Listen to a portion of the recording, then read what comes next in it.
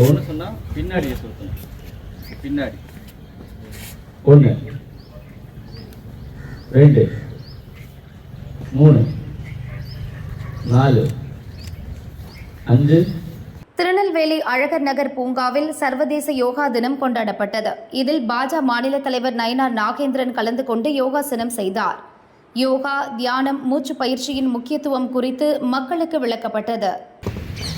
1 4 1 5 1 6. உங்கள் கைகள் ஒன்று அதே மாதிரி கைகள் மேல் நோக்கி எழுதணும். 1 மேல் நோக்கி எடுத்து 2 ஒன்று சொன்னால் பின்னாடியே சுற்றணும். பின்னாடி 1 2 3 4 5